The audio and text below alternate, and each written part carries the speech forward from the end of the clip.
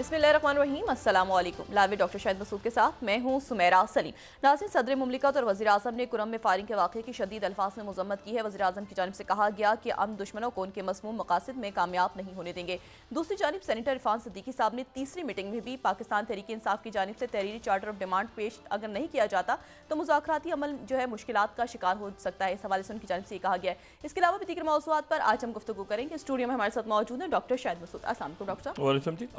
Doctor साहब, senator Irfan Siddiqui साहब ने कहा है कि अगर पीटीआई ने बाज़ाब्ता तौर पर मुतालबात जो है तहरीर शक्ल में ना दिए तो मुज़ाकराती अमल मुश्किलात का शिकार हो सकता है। तहरीक इंसाफ के मुतालबात तहरीर तौर पर आने में ताख़ीर की वजूहात क्या है? देखिए जी, ये जो है ना ये लाहौल मुज़ाकरात हैं। मैं बार बार इसको रिपीट कर रहा हूँ। और जो ये आने वाला हफ्ता है इसमें इवेंट्स वाक़यात हमें बताएंगे कि बातचीत किस तरफ जा रही है और मामलात किस तरफ जा रहे हैं। ये बयानात और बाकी जो चीज़ें हैं उनको आप साइड पे रख दें, वाक़यात बताएंगे, इवेंट्स। नवाज शरीफ साहब जब उससे बाहर गए थे तो बयानात तो नहीं थे ना, वाक़यात थे। उनके प्लेटलेट्स की रिपोर्ट आई और बाकी मामला, तो वाक़यात होते हैं जो बताते हैं कि किस तरफ सूरत हाल जा रही है। तो ये वाक़यात होंगे, बयानात को आप एक तरफ रख दें साइड पे।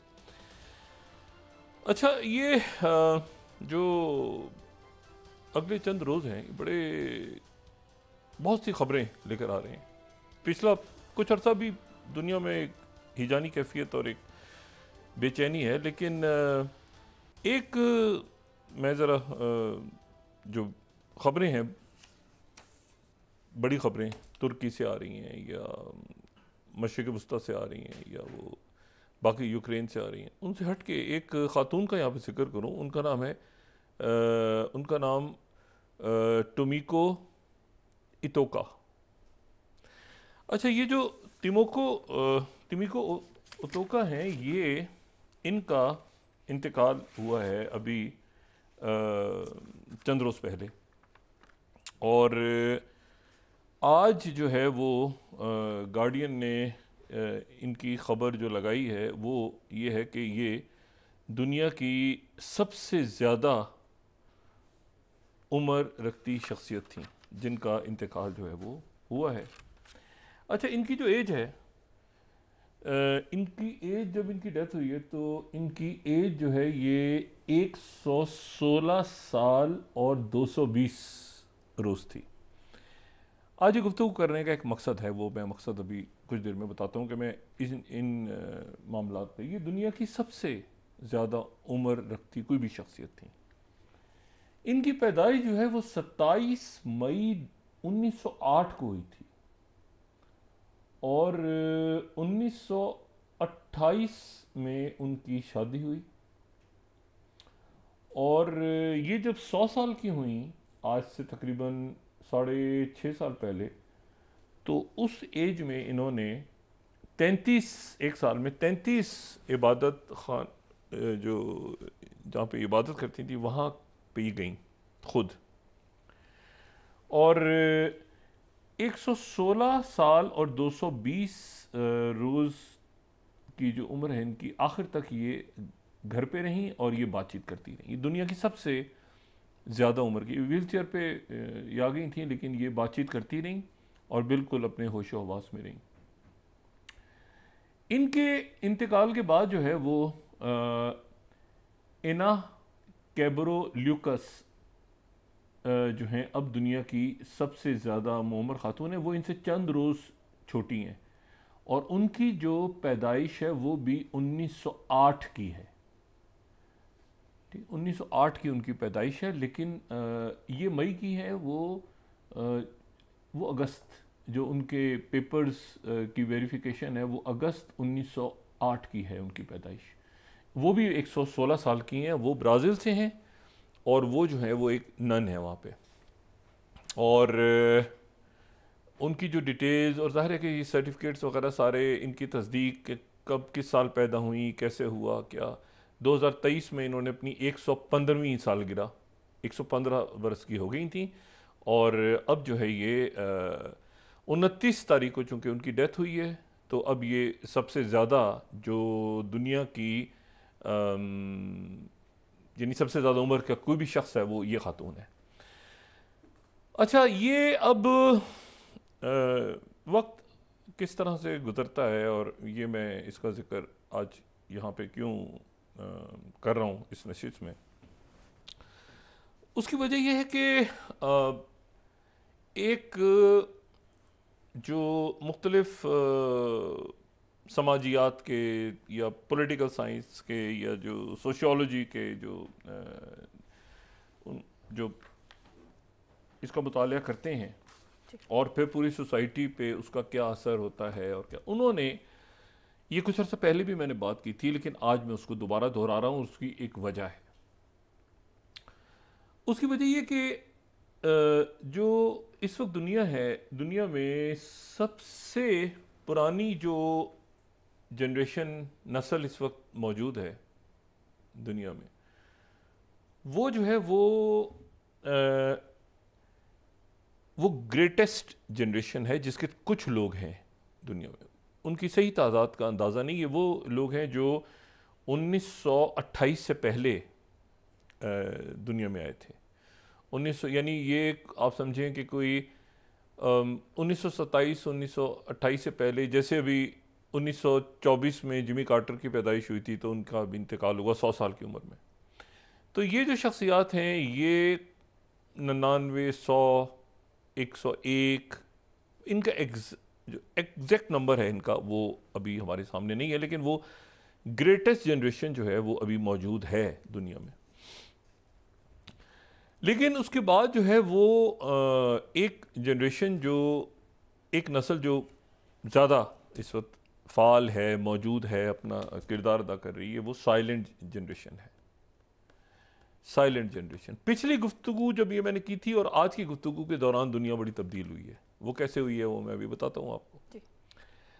तो साइलेंट जनरेशन जो है वो 1928 और 1945 के दरमियान पैदा हुई थी। 1928 और 1945 के दरमियान जो लोग पैदा हुए थे वो साइलेंट जनरेशन के थे।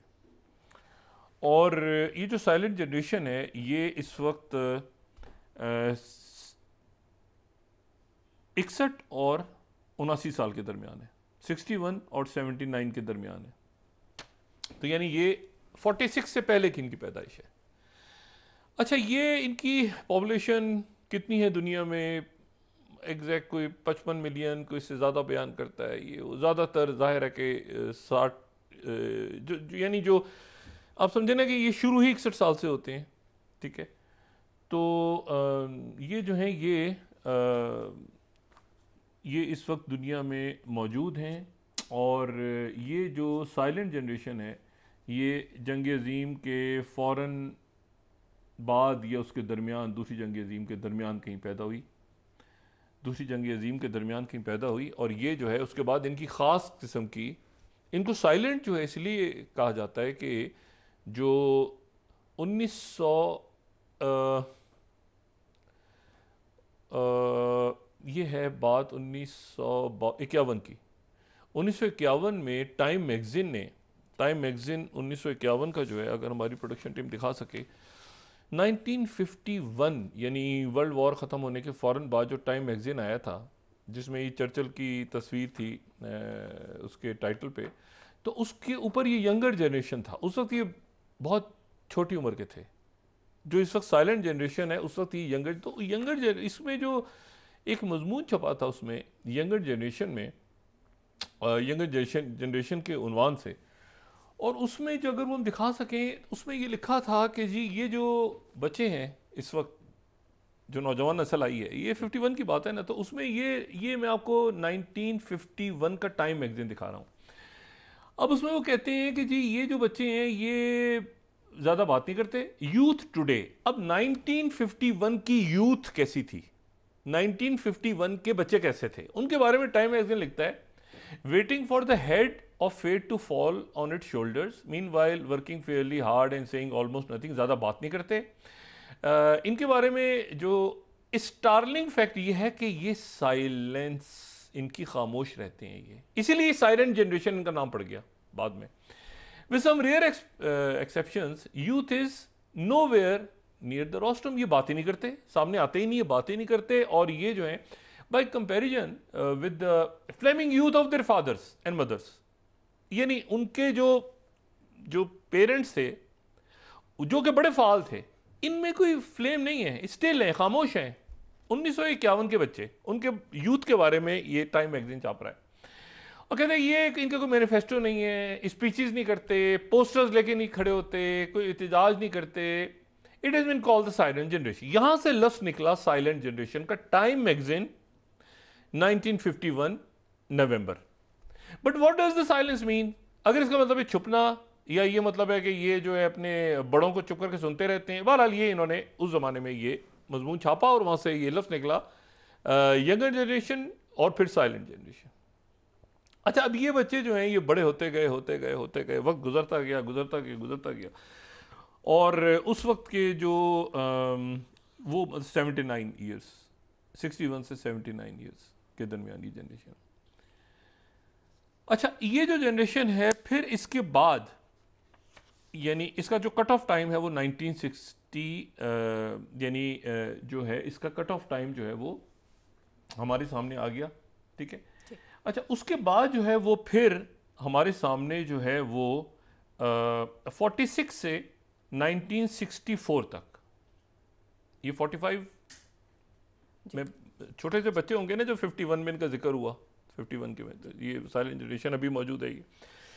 उसके बाद जो है वो 46 से 64, दूसरी जंग अजीम के बाद 1946 से 1964 के दरमियान जो दुनिया में तशरीफ़ लाए वो जो हैं वो बेबी बूमर्स उनका नाम, क्योंकि वो जो है ये अगर हम यहाँ इस टाइटल से यहाँ से देखें तो ज़्यादा क्लियर हो जाएगा। एक तो लॉ जनरेशन है ना जो चली गई तकरीबन, जो 1883 से 1900 के दरमियान थी, वो तो तकरीबन चले गए। 1908 की पैदाइश जो थी वो लास्ट थी जो चले गए। उसके बाद आई जनरेशन, ग्रेट जनरेशन 1901 से 1927 तक, फिर 1928 से 1945 तक, फिर बेबी बूमर्स आ गए। बेबी बूमर्स ये कि वो बहुत खुशहाल, बहुत फाल, ठीक है ना, ये भी दुनिया में मौजूद हैं बेबी बूमर्स, ठीक है। और ये 45 से 60 साल के हैं। यानी एक अगर आप उनके एक साल जो है वहाँ से स्टार्ट करें और दूसरे साल तक जाएं तो ये इस वक्त जो है जो 64 में पैदा हुए वो 60 साल के हैं, और जो है वो इसी तरह से जो इससे पहले 46 में पैदा हुए वो उसके मुताबिक जो है वो उनकी एज बनती है 79 ये थी। अच्छा, फिर उसके बाद जो है वो वक्त आगे चलता है और 1965 से लेके 1979 तक जो है वो जनरेशन एक्स है, जिसको मिलेनियल्स भी कहा जाता है, जनरेशन एक्स। फिर जनरेशन वाई को एक्चुअली ज़्यादा लोग मिलेनियल कहते हैं, लेकिन बहरहाल जनरेशन एक्स, जनरेशन वाई वो है जो 1980 से 1994 तक पैदा हुई। फिर अच्छा, यहाँ तक तो जनरेशन का ज़्यादा जिक्र नहीं आया ना, तो यहाँ तक तो एक बात होती रही गई जी। पहले थे रवायात होती थी, उसके बाद ये है कि जैसे जब बूमर्स आए 1964 से 1946 और 64 के दरमियान, तो उन्होंने फिर अपने सामने टीवी, रेडियो जनरेशन, और फिर उसके बाद जो है उनका बहुत से जो 64-65 के बाद आए हैं वो फिर 80s 70s उनका बचपन है। मतलब आप उसको वक्त को कर सकते हैं, लेकिन यहाँ जो बात है वो मैं कुछ और करने जा रहा हूँ। वही कहने जा रहा हूँ कि 1995 से 2009 के दरमियान जो बच्चे पैदा हुए, 1995 से 2009 के दरमियान, या 1997 से 2012 कर लें इसको, वो है जनरेशन जी, जिसको हम कहते हैं यूथ। हम कहते हैं ना यूथ, जेन जी, ये सुबह शाम हम सुनते हैं जेन जी। अच्छा, ये जो जेन जी है, ये जो है ये वो बच्चे हैं जो 2010 कहता है, कोई 12 कहता है, वहाँ तक वो उनकी पैदाइश होती रही और वो जेन जी कहलाए। अच्छा, उसके बाद ये हुआ कि तो अब हम जहाँ पे जाते हैं तो कहते हैं जनरेशन जी क्या कर रही है, जनरेशन जी क्या कर रही है, ये कहते हैं जेन जी के बच्चे क्या कर रहे हैं, क्या करेंगे। अब जनाब जेन जी ख़त्म हो गई 2010 या 2012 में ख़त्म हो गई 2000। उसके बाद जो बच्चे पैदा हुए वो जनरेशन अल्फ़ा कहलाए। यानी अभी जो 13 साल के बच्चे हैं, जो बच्चे 13 साल के हैं, या जो बच्चा 1 साल का है, 1 से 13 साल के बच्चे जो हैं वो जनरेशन अल्फा है। यानी जनरेशन जी जो है वो चली गई पीछे। अब जनरेशन जी सबसे नौजवान नस्ल नहीं है दुनिया में। जनरेशन जी को कहते हैं आईपैड जनरेशन, क्योंकि वो पैदा हुए तो उस वक्त टेलीफोन नहीं था और सब। वो बच्चे 13 साल के हैं, 1 से 13 साल तक के वो बच्चे हैं। बच्चे जो है ना आईपैड जनरेशन है। इससे पहले वाले जो बच्चे थे वो जेन जी जो थी, उसने इंटरनेट देखा अपने सामने। जो भी नौजवान है 20s के अंदर जो भाग दौड़ कर रहे हैं, 20-30 में जो एक्टिव इस वक्त हैं, लेकिन उनकी शादियां हो गई और उनके यहाँ जो है वो या उनके यहाँ या उनसे पहली जनरेशन में वो बच्चे पैदा हुए जो जेन जी है इस वक्त। लेकिन जो जेन जी है वो भी उनकी पैदाइश भी खत्म हो गई। 2012 के बाद जो बच्चे पैदा हुए वो जनरेशन अल्फा थी, और वो 1 साल से लेकर 13 साल तक का बच्चा जो है वो जेन जी नहीं है, वो जनरेशन अल्फा है। ठीक है, वो जनरेशन अल्फा है, और वो इंटरनेट वाला बच्चा नहीं है, ये आईपैड जनरेशन है। वो बच्चा जो है वो स्मार्टफोन से खेल रहा है, बैठ के स्मार्टफोन से वो कहीं इधर उधर दाएं बाएं वो स्मार्टफोन से। अच्छा, इनकी कम्युनिकेशन का भी फ़र्क है। वो पहले जनरेशन अभी तक ख़त आया है नहीं आया, उन्होंने खतूत पे बात की, ख़त आता था, फिर टेलीफोन आ गया, फिर वो एक जनरेशन टेक्स्ट पे चली गई, दूसरी जनरेशन जो है वो व्हाट्सएप पे चली गई, तीसरी जनरेशन जो है अभी 13 साल तक जो बच्चे हैं जनरेशन अल्फ़ा वाले बच्चे, वो क्या करते हैं नहीं पता। लेकिन जो 1 जनवरी 2025 शुरू हुई है, अभी जो साल शुरू हुआ है, ये जनरेशन अल्फ़ा भी ख़त्म हो गई। अब जो जनरेशन शुरू हुई है, अगले 16 साल तक जो बच्चे पैदा होंगे वो जनरेशन बीटा कहलाएंगे, और वो आर्टिफिशियल इंटेलिजेंस के दौर के बच्चे होंगे। यानी एक बच्चे वो थे जो कि आईपैड जनरेशन जी जो थी वो आईपैड देखते रहे, लेकिन आईफोन इस्तेमाल करते रहे। आईफोन उनकी ज़िंदगी का लाजमी हिस्सा था। जो जेन जी है जो अपने 20s में या अर्ली 30s में, वो उनकी ज़िंदगी का लाजमी हिस्सा जो है वो स्मार्टफोन है। उसके बाद जो जनरेशन आई उसकी ज़िंदगी का भी लाजमी हिस्सा जो है वो स्मार्टफोन ही बन गया। लेकिन अब जो जनरेशन आ रही है वो एआई की जनरेशन है। तो ये जो जनरेशन, और ये अगले 16 साल तक जो बच्चे पैदा, इसके बाद जो बच्चे पैदा होंगे उनको नाम दिया है जनरेशन गैमा का। ये बच्चे, इसलिए इन बच्चों की अहमियत है कि ये वो बच्चे हैं जो इस सदी के अख्तिताम तक रहेंगे। जैसे पिछली सदी में हम कहते हैं ना कि वो 1908 में बच्चा ये शख्स पैदा हुई थी खातून, तो अब उनका इंतकाल हुआ 116 साल की उम्र में। तो ये बच्चा जो आज या कल पैदा हो रहे हैं, ये पहली जनरेशन बीटा है। जनरेशन बीटा, जनरेशन अल्फा भी ख़त्म हो गई, जनरेशन बीटा। तो जनरेशन अल्फा जो है इस सदी के अख्तिताम तक वो कहीं 80-90 साल के होंगे, 80 साल के। ठीक है, और ये जो जनरेशन जो कल से पैदा होने शुरू हुए, ये इनका जो 1 जनवरी से इनका जो टाइम है वो 75 साल होगा इस सदी के अख्तिताम तक। और ये एआई के दौर में, ऑटोमेशन के दौर में होंगे। जब ये बच्चे बड़े होंगे चंद सालों में, तो उस वक्त 3-4-5 जनरेशन इसी तरह से होंगी, और इसके बाद एक और जनरेशन आ जाएगी 2036 के अंदर, और फिर वो काउंट होना शुरू होंगे। तो और एक जनरेशन जो सबसे ऊपर जनरेशन है, यानी साइलेंस जनरेशन, वो अगले चंद सालों में जो है वो आहिस्ता आहिस्ता आहिस्ता गायब होनी शुरू हो जाएगी, जिस तरह से एक ग्रेट जनरेशन गायब हो गई। अच्छा, ये जो जनरेशन है, अब आप पैनिक देखें दुनिया में। जो हिजान है उसकी बड़ी वजह क्या है कि जो जनरेशन जी है वो अभी तक सेट नहीं है, स्टेबल नहीं है, क्योंकि उसको एक ऐसी दुनिया मिली है जनरेशन जी को, जो जनरेशन जो बेबी बूमर्स को या मिलेनियल्स को या साइलेंट जनरेशन को नहीं मिली थी। वो स्टेबल दौर था। कोल्ड वॉर ख़त्म हो गई, आपको पता है बहुत तरक्की हुई जब ये सेकेंड वर्ल्ड वॉर ख़त्म हुई है ना, तो दुनिया जो कि तबाह हुई थी, तो इंजीनियर्स, तामीरात होनी थी। अच्छा जी, नई रियासतें बन गई मशरिक़ वस्ता में। अब जनाब नई रियासतें बनी तो वहाँ पर कंस्ट्रक्शन होनी है।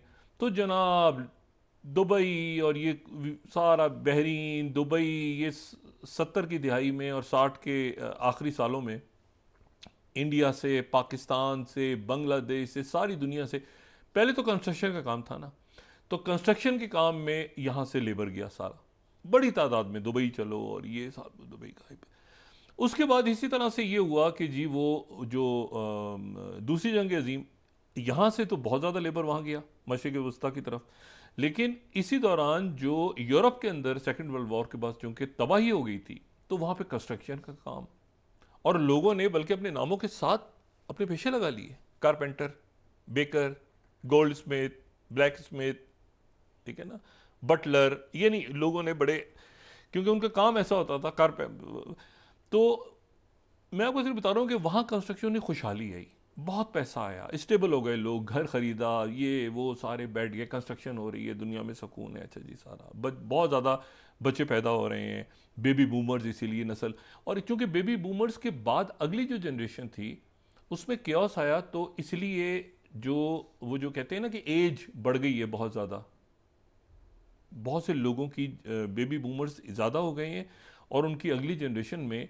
क्योंकि डाइवर्स होना शुरू हुई, ठीक है, मिलेनियल्स जो थे ये पहली जनरेशन थी जिसमें बच्चों को चाबी मिलना शुरू हुई, घर चूँकि डिस्टर्ब होते थे तो बच्चे, और या सिंगल पेरेंटिंग होती थी, तो पहली जनरेशन थी जिसको चाबी मिलना शुरू हुई कि बेटा स्कूल से घर आके खुद ही दरवाज़ा खोलना और फ्रिज में खाना पड़ा होगा वो बना लेना, या तो दोनों पेरेंट्स काम कर रहे हैं या ब्रोकन फैमिली है। अच्छा, उसके बाद जो जनरेशन जी अभी तक स्टेबल नहीं है, अभी तक जनरेशन जी ये देख रही है कि एक मिनट, अच्छा वो सुन भी रही है अपने बड़ों से, तुम ये नहीं करते तो वो नहीं करते तो हम तो बाहर नहीं जाते, ये नहीं मिलता वीज़ा नहीं, वो हालात दूसरे थे उस वक्त कंस्ट्रक्शन हो रही थी, जॉब अपॉर्चुनिटीज़ थी, सब कुछ था। तो ये जनरेशन जी अभी स्टेबल नहीं है, वो भी अभी कंफ्यूज है कि मैं एक काम शुरू करूं, दूसरा शुरू करूं, इधर जाऊं, ये डिग्री कौन सी मेरी बेकार हो गई है, ये एआई की जनरेशन, ऑटोमेशन की तरफ दुनिया चली गई है, ये आगे क्या होने जा रहा है, तो वो स्टेबल नहीं है। तो उसके साथ ही जनरेशन अल्फा 13 साल के बच्चे हो गए ना, तो 13 साल के बच्चों को क्या पढ़ाना है क्या नहीं पढ़ाना, उनके पेरेंट्स ही कंफ्यूज हैं भाई, पेरेंट नहीं सेटल हुए ना अभी तक, तो पेरेंट्स, बल्कि उनके जो पेरेंट्स हैं मिलने वो भी कंफ्यूज है दरमियान में कि भाई 40-45 साल के लोग कंफ्यूज है ना इस वक्त कि भाई क्या करना है, कैसे आगे चलना है, क्या चलना है, क्योंकि पिछले की जनरेशन जो है, वो जो सबसे पुरानी जनरेशन है वो ताने दिए जा रही है नीचे, तुम लोग निकट्टू, क्या काम तक आता नहीं, हम तो बैठ गए थे आराम से, ये है वो सारा, वो नीचे उनको नहीं पता कि दुनिया के हालात इतने बदल गए हैं कि नीचे अब वो हालात नहीं है जो उनके दौर में थे, लेकिन वो कहते रहते हैं।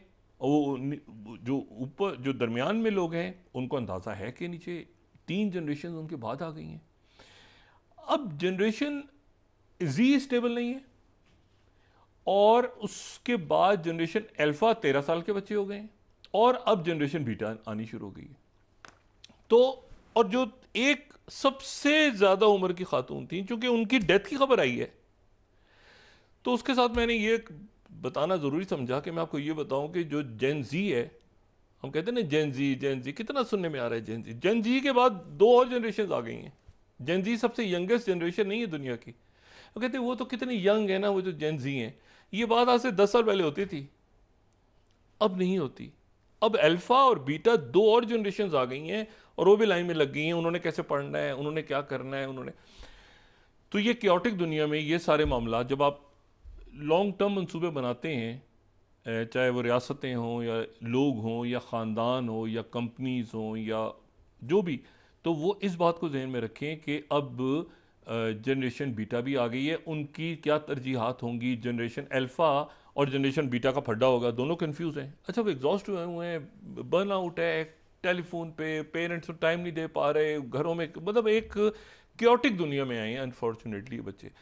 लेकिन इसी में से अब इनके बड़ों का काम है कि भाई इनको निकालें, खुद पहले अपने आप को संभालें और फिर अपने जनरेशन अल्फ़ा को संभालें और जनरेशन बीटा को संभालें। और इसमें जो एक बात इंपॉर्टेंट ये है कि वो ऑटोमेशन की तरफ जा रही है सारी दुनिया। अब इन बच्चों को क्या पढ़ना है आगे, क्या नहीं पढ़ना, कैसे आगे मूव करना है, इनकी किताबें ऑनलाइन तो पहले ही जा चुके हैं जनरेशन अल्फ़ा वाले, और उनसे उनके बड़े भी जा चुके हैं ऑनलाइन एजुकेशन पे।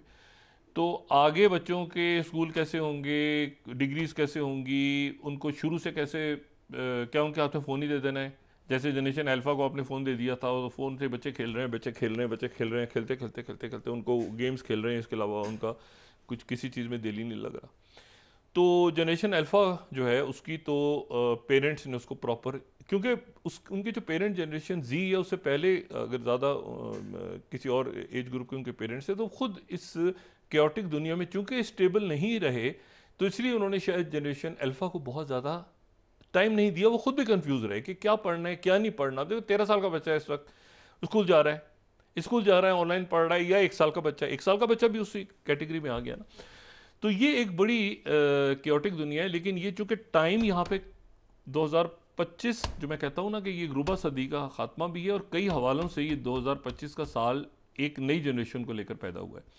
अच्छा, एक बात मैं सिर्फ बता दूं कि लोग कन्फ्यूज इस पर बात में होते हैं कि जो सदी है वो 2000 पे ख़त्म हुई थी या 99 पे ख़त्म हो गई थी, यानी 1999 पे 100 साल ख़त्म हुए थे या 2000 पे। 2000 का जो साल है, सन 2000, वो सदी के अंदर इंक्लूड होता है, यानी जो 21वीं सदी है, सन 2000, उस 1 जनवरी सन 2000 से वो शुरू होती है ये सदी। और 31 दिसंबर 1999 को 20वीं सदी ख़त्म हो गई थी। तो ये जो साल है, ये यानी आप यूँ समझ लें कि चूँकि 2000 को हमने ऐड किया है तो 2024 के आखिर तक इरुबा सदी होती है, यानी 24 नहीं है बल्कि 25, क्योंकि हमने 2000 को इंक्लूड कर लिया उसमें। 1 जनवरी 2000 से ये सदी शुरू हुई थी। तो ये थोड़ी सी तो बात हो गई ना ओवरऑल क्योटिक माहौल के अंदर। ये भी ध्यान में रखें कि जनरेशन्स किस तरह बड़ी हो रही हैं, फैमिलीज़ किस तरह बड़ी हो रही हैं, वो किस तरह से आगे बढ़ेंगे, कैसे एजुकेशन करेंगे, किस तरह से संभालेंगे, ये बड़ा चैलेंज दुनिया के सामने आ रहा है। अच्छा, फिर दूसरी जो बात है आज, वो 24 घंटों में 8 अटेम्प्ट्स गिरा दी हैं, यानी जो ATACMS जो कि लॉन्ग रेंज मिसाइल्स अमेरिका ने इस्तेमाल करने के लिए दिए थे, वो गिरा दिए हैं जनाब। रशिया कह रहा है कि हमने गिरा दिए हैं, और ये जो हैं ये ध्यान में रखें कि ये लॉकहीड मार्टिन ने इनको बनाया था, और अभी कुछ अर्से पहले ही इनको इस्तेमाल करने की इजाज़त दी थी अमेरिका ने यूक्रेन को कि आप इनको इस्तेमाल करें। 8 इन्होंने गिरा दिए 24 घंटों में। अच्छा, ये कोई 1.5 मिलियन 1 मिलियन और 1.5 मिलियन के दरमियान इसकी कॉस्ट है। ये सरफेस टू सरफेस है, और ये जो है ये अगर हम ये रशिया का मैप 9th हम देखें तो इसकी जो रेंज है, ये ज़ाहिर है रशिया की कर्स और ये आगे तक इलाकों तक जाता है, लेकिन उन्होंने 8 गिरा दी हैं। और यूक्रेन चूँकि एक तरह से अब रह गए हैं, चंद रोज़ रह गए हैं प्रेसिडेंट ट्रंप के आने में, और चंद रोज़ उन्होंने नई तैनातियाँ भी की हैं, और उनको 10 तारीख को फ़र्द जुर्म उन पर आयद की जाएगी। लेकिन ये है कि वो उसमें उनको जेल नहीं होगी। ये वो जो फेलनी चार्जेस उन पे लगे थे, और उसमें वो खुद भी पेश हो सकते हैं या उनका कोई वकील पेश हो सकता है। प्रेसिडेंट ट्रंप की कोशिश ये थी कि उनको बरी कर दिया जाए, और वो बतौर एक सज़ा याफ्ता शख्स के वो वाइट हाउस ना आ जाएं। ये हो सकता है कि वो ना जाएं क्योंकि इसकी अपील वो कर सकते हैं, लेकिन वो अपने आप को माफ़ नहीं कर सकते, जेल नहीं जा सकते। एक तो ये बात क्लियर है। दूसरा ये कि वो इस मुकदमे में अपने आप को माफ़ नहीं कर सकते कि न्यूयॉर्क कोर्ट का है, ये फेडरल जो क्राइम होता है उसमें वो प्रेसिडेंट पार्डन कर सकता है। तो ये, लेकिन इसमें अपील हो सकती है। तो ये हो सकता है कि जैसे ही ये केस हो तो ये फ़ौरन ही अपील कर दें, और अपील करने के बाद उसमें बाइज़्ज़त बरी हो जाएँ, और बाइज़्ज़त बरी होने के बाद ये वाइट हाउस चले जाएं। लेकिन इससे कोई फ़र्क नहीं पड़ेगा। वहाँ जो अमेरिका की जो सूरत हाल है उसमें इस केस की बस एक वो अहमियत रहेगी कि वो जो 2 दहशतगर्दी के वाक़यात थे वो डाई डाउन हो गए हैं। 24-48 घंटों में अमेरिकन मीडिया में आगे पीछे कहीं वो वाक़यात नहीं आ रहे, क्योंकि वहाँ नहीं आ रहे इसलिए हम भी नहीं छेड़ रहे। अब उनके पीछे क्या पुरस्कारियत थी, दोनों फ़ौजी थे, क्या था, वो डंड टपाव करके मट्टी पाओ, वो मट्टी पाओ हो गया हिसाब। वो क्या बना उनका, एक ने खुदकुशी की थी, दूसरा जो था वो बैठे बैठे पागल हो गया, ठीक है ना। दूसरे ने खुदकुशी करके फिर उसके बाद ट्रक से कहा तो फट जा, और ट्रक फट गया। तो वो जो है वो एक अजीब सा मामला, चूँकि वहाँ डिस्कस नहीं हो रहा था, हम भी डिस्कस नहीं कर रहे, लेकिन ये पुरस्कारियत बहरहाल है कि वो क्या हुआ, और ये मामला जो है ना कहीं ना कहीं डिस्कस ज़रूर होता है। अमेरिकन पॉलिटिकल जो डिस्कशन है उनसे ये बाहर हो गया है। बाहर कैसे, एकदम से बाहर हो गया है कि क्या हुआ, कैसे हुआ। बस उन्होंने कहा जो एक पागल आदमी था वो खुद बैठे बैठे पागल हो गया, और दूसरा जो था वो, लेकिन दोनों फौजी थे, बस क्या हुआ, छोड़ो, रोटी छोटी खाओ तो मट्टी शट्टी पाओ तो आगे चलो। जी नाज़रीन, वापस आते हैं एक छोटे से ब्रेक के बाद।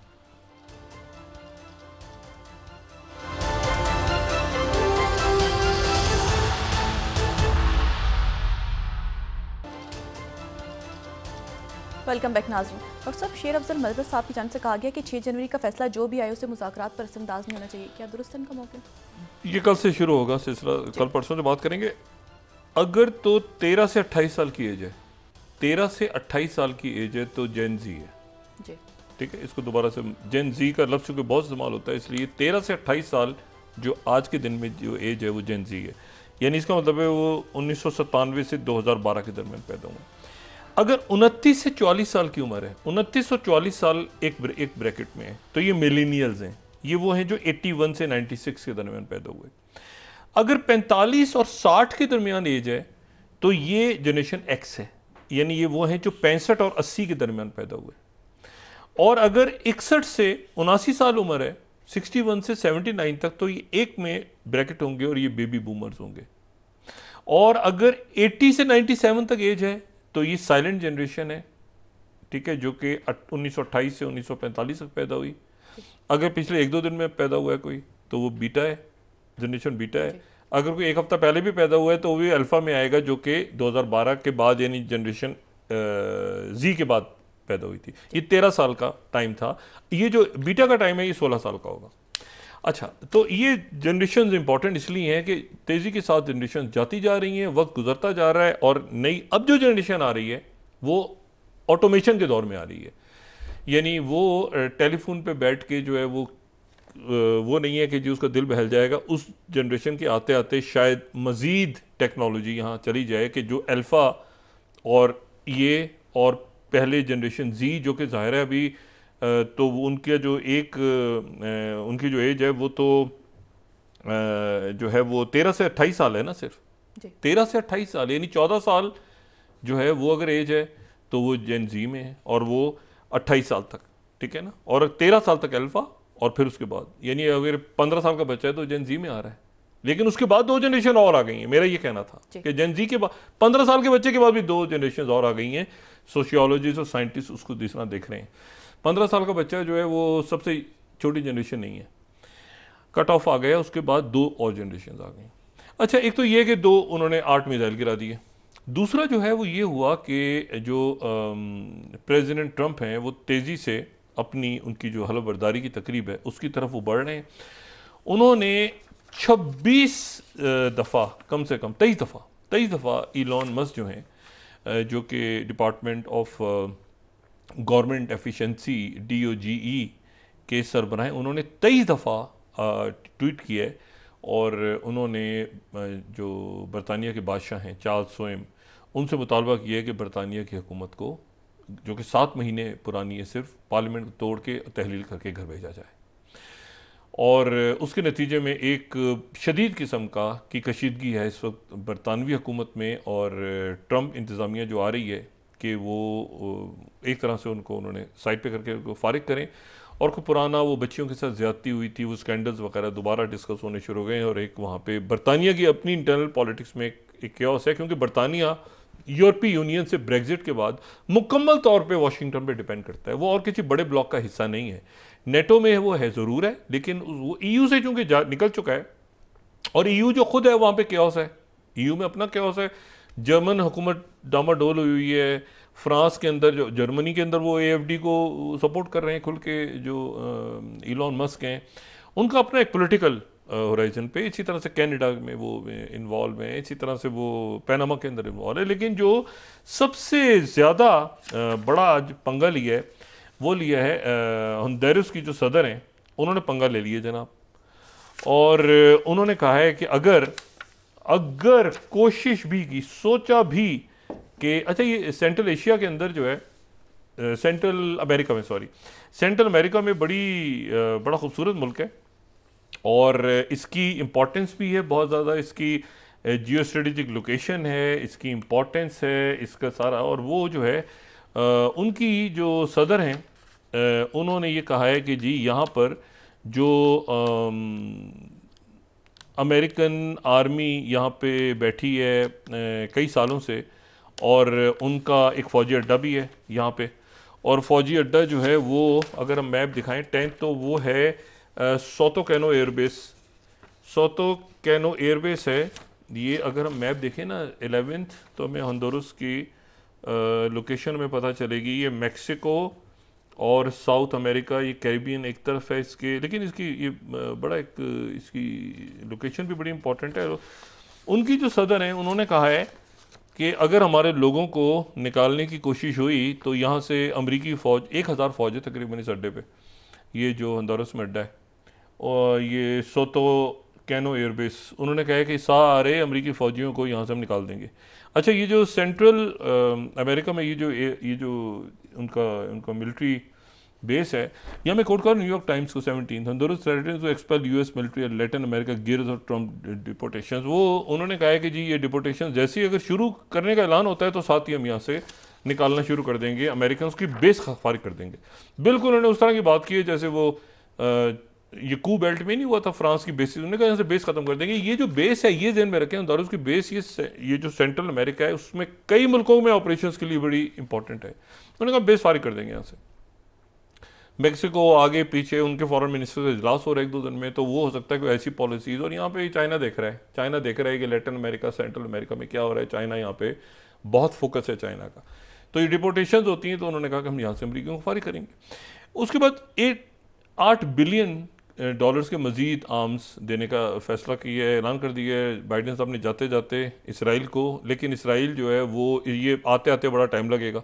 एक बड़ी एम्बेरसमेंट ये है कि हुतीज़ ने अटैक हो रहे हैं उधर से, वो सीरिया का कोई अभी तक सरपैट समझ नहीं आ रहा कि वो आगे मामला कहाँ जाएगा, क्या टर्की के और पीके के दरमियान और अमेरिकन जो हैं वो डंप कर देंगे कुर्दों को या सुलह होने देंगे, ये क्या होगा। मुख्तलिफ मुल्क जा रहे हैं, अरब ममालिक भी, टर्की भी, सारे कोशिश कर रहे हैं कि ये सीरिया के अंदर ये जो सेटअप है ये चले आगे, लेकिन बहुत सारे चैलेंजेस हैं। इसी दौरान जो है वो उन्होंने 2 नॉमिनेशंस किए हैं। एक तो मॉर्गन ऑर्टागस को उन्होंने अपॉइंट किया है डिप्टी स्पेशल एनवॉय या डिप्टी प्रेसिडेंशियल एनवॉय उन्होंने मिडिल ईस्ट का, और दूसरी जो अपॉइंटमेंट है वो टैमी ब्रूस की हुई है स्टेट डिपार्टमेंट की, वो स्पोक्स पर्सन होंगी। इसमें जो मॉर्गन है ना, मॉर्गन जो हैं वो उनसे शायद ट्रम्प बहुत ज़्यादा खुश नहीं है। वहाँ जो उन्होंने जिस तरह से उसका ऐलान किया है बस कर दिया है, लेकिन वो बहुत ज़्यादा जो है वो खुश नहीं है ट्रम्प उनसे। और वो ज़ाहिर है उनके जो मिडल ईस्ट की टीम है, वो मिडल ईस्ट की टीम तो वहाँ पे जो है वो स्टीव वेतकॉफ के अंडर काम करेगी, वो प्रेसिडेंट ट्रम्प के ये। लेकिन जो स्पोक्स पर्सन आई है ना टैमी ब्रूस, ये बड़ी इंपॉर्टेंट है, ये बड़ी ह्यूमन राइट्स की, और ये फॉक्स के ऊपर रही हैं, उससे पहले डेमोक्रेट रही हैं, उससे पहले ये जो हैं ये 90s से ये अपना एक शो कर रही हैं मुख्तलिफ रेडियो पे और टीवी पे। वो बड़ी एक ज़बरदस्त खातून है, वो स्पोक्स पर्सन है अब स्टेट डिपार्टमेंट की। और जो स्टीव विटकॉफ है उनके अंडर ही काम करेंगी जो कि टैमी ब्रूस हैं। तो ये बहरहाल नॉमिनेशंस वहाँ पे हो रही हैं तेज़ी के साथ। और इसी दौरान जो है वो जैक सलिवन आ रहे हैं इंडिया, ये इंडिया आ रहे हैं, वो कल पहुँच जाएंगे रात को, परसों उनकी मीटिंग्स होंगी इंडियन प्राइम मिनिस्टर मोदी के साथ जैक सलिवन की। और उसमें ये जो चाइना के डैम्स हैं इसमें मैं कल ज़रा डिटेल में बात करूँगा इसकी वजह, क्योंकि अभी तो ये डिस्कस हो रहे थे ना, अभी तो ये था कि डिस्कशन ब्रह्मपुत्रा डैम जो है ये बनेगा, आगे पीछे दाएं बाएं। चाइना ने इसको अप्रूव कर दिया है कि बनेगा, यानी पहले प्लानिंग थी, अब वो एग्जीक्यूशन, प्लान से एग्जीक्यूशन की तरफ बढ़ गए आगे। और उसके नतीजे में जो है वो जो पानी है, जो मैंने कल भी बात की थी, वाटर वॉर और आगे पानी की कमी होती है, क्या होता है इससे ज़रा ये ज़हन में रखिए। मैं हमेशा ही बात कहता हूँ टर्की की, मिडिल ईस्ट में टर्की की क्या इंपॉर्टेंस है। टर्की की ऑयल नहीं है ना, टर्की में गैस भी नहीं है, टर्की के पास पानी है। ये दजला और फरात, ये जितने यानी फ़लस्तीन की ज़मीनों तक जो पानी जा रहा है वो टर्की से आ रहा है। यानी जितना पानी आ रहा है ना, जितनी काश्त हो रही है सऊदी अरब में, लेबनान में, इसराइल में, उर्दन में, ये सारा जो पानी है ये तुर्की से आ रहा है। तो तुर्की के पास जो नलका है, जो पानी है वो तुर्की के पास है। इसी तरह से यहां पर जितना पानी आ रहा है उसका जो, यानी हमारे पास भी अगर इंडिया से आता है कोई मामला चलता है, इसकी ओरिजिनेट हिमालय से हो रहे हैं सारे। अब वो चाइना जो है वो उसने वहां पे डैम बनाने का ऐलान कर दिया। ये जो डैम है ये एक बहुत बड़े इलाके को बांग्लादेश के और इंडिया के वो सैराब करता है। और वहाँ पे अगर डैम बनता है तो उसके नतीजे में, अच्छा इस डैम को भी डिस्कस करने जा रहे हैं अमेरिकन के साथ, इंडिया जो है वो इस डैम के मामलात को भी। लेकिन अब जैक सुलिवन तो एक तरह से वो हो गए ना, लेमटक हो गए, लंगड़ी बत्तख हो गए ना, वो जंग ख़त्म करवा सके अभी तक। मुज़ाकरात आज सारा दिन जारी रहे कतर में, ये जो गज़ा के ऊपर। लेकिन अब गज़ा पे वो कह रहे हैं कि भाई अभी तो ये हमास भी मौजूद है और ये भी मौजूद है, नेतन्याहू को समझ नहीं आ रहा। लेकिन ये कि चंद थोड़े से दिन रह गए यूक्रेन के अंदर, वो उन्होंने 8 जाते जाते एक दिन में वो 8 अटैक गिरा दिए उन्होंने, जो सरफेस टू सरफेस मिसाइल गिरा दिए हैं रशिया ने। तो ये एक बड़ी क्योटिक दुनिया है, और क्योटिक दुनिया में पाकिस्तान के अंदर आज अफसोसनाक वाक़या पेश आया, वो जो डिप्टी कमिश्नर साहब के ऊपर अटैक हुआ और फिर ब्लास्ट की इतलात आ रही है कोयटा से। ये सिक्योरिटी का देखें, टर्मोइल ख़त्म नहीं करेंगे हम पॉलिटिकल तो इकोनॉमी ठीक नहीं होगी, इकोनॉमी ठीक नहीं होगी, सोशल अनरेस्ट और सिक्योरिटी के मसाइल खड़े होते रहेंगे और फॉरेन पॉलिसी पे इफेक्ट पड़ेगा, जो पड़ रहा है और बहुत पड़ रहा है।